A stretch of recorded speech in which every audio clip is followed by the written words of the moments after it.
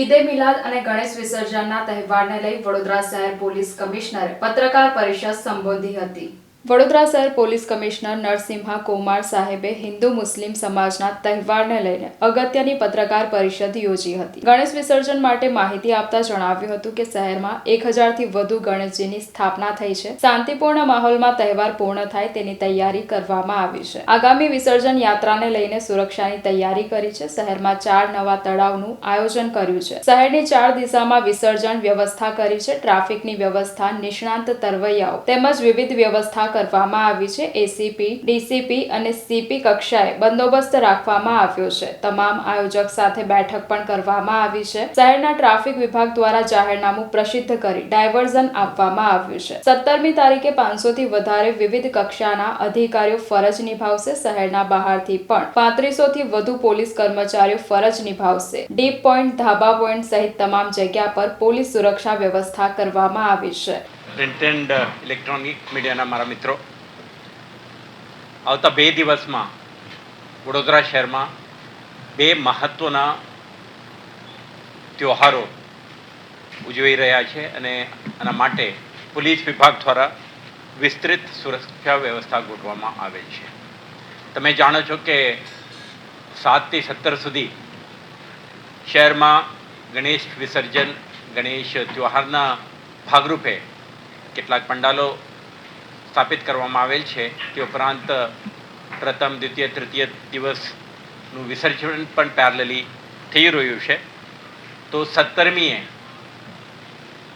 અંતિમ દિવસે શહેરના મોટા પાયે જે ગણેશ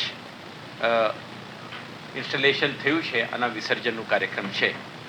સાથે સાથે 16મીએ ઈદે મિલાદ તહેવારનું પણ ઉજવણી થઈ રહ્યું છે। પ્રથમ આપ લોકો સમક્ષ હું ગણેશ વિસર્જન માટેના તૈયારીઓ અંગે વિસ્તૃત માહિતી આપવા માગું છું।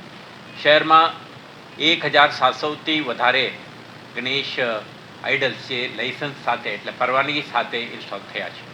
એમ તો હજારો ગણેશનું સ્થાપના થયું છે।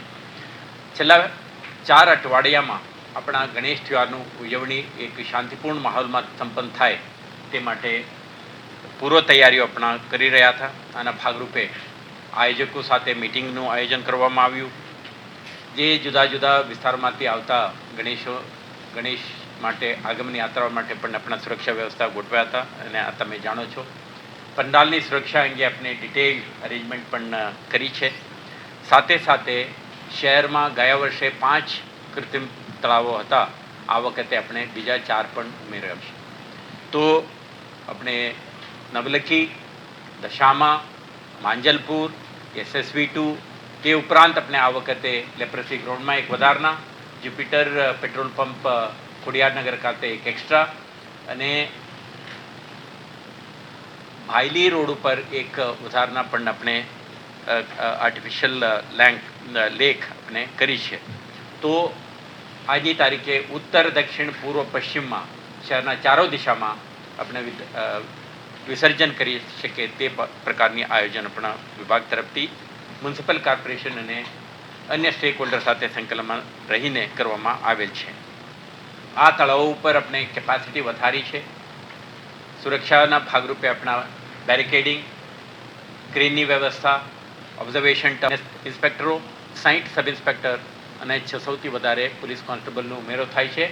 સાથે સાથે આપણા SRPના 6 કંપનીઓ, રેપિડ એક્શન ફોર્સના 1 કંપની અને 2500થી વધારે હોમગાર્ડ, TRBના જવાનો પણ આ બંદોબસ્તમાં ભાગ લે છે। એમ તમે જોશો 6500થી વધારે અધિકારી, કર્મચારી અને સેન્ટ્રલ અને સ્ટેટ પેરામિલિટરી ફોર્સના અધિકારીઓ આ માટે તૈનાત રહેશે।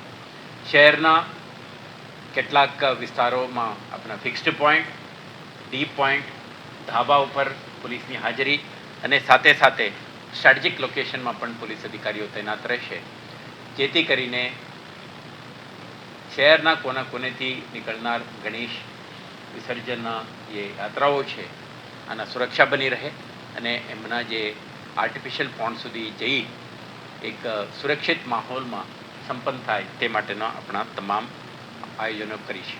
સાથે સાથે એન્ટી સોશિયલ એલિમેન્ટ્સ, ક્રિમિનલ્સ, જે નોન પોટેન્શિયલ ટ્રબલ મોંગર્સ એમના વિરુદ્ધમાં પણ આપણા અટકાયતી પગલાં લીધી છે. સોશિયલ મીડિયા ઉપર આપણે સતત નજર રાખી છે. કોઈ પણ પ્રકારની રૂમર મોંગરિંગ કે આપણા એક અફવાઓ ફેલાવીને અશાંતિ ના માહોલ ઊભા કરવાની પ્રયાસો ના થાય એવા એલિમેન્ટ્સ ઉપર પણ આપણા સતત નજર છે. અને કન્ટિન્જન્સી માટે આપણે તમે જોઈ શકશો કે તમે ગઈકાલ પરમ દિવસથી પણ આપણે સ્ટેન્ડિંગ પોઝિશનમાં આપણા વોટર કેનન, ટીયર સ્મોક કમ્યુનિશન સાથેના જે વજ્ર, વરુણ અને એન્ટી રેડની ટીમો પણ કન્ટિન્જન્સી રિસ્પોન્સ માટે કડે પગે 24/7 આપણા શહેરમાં હાજર રહેશે. તો આપણે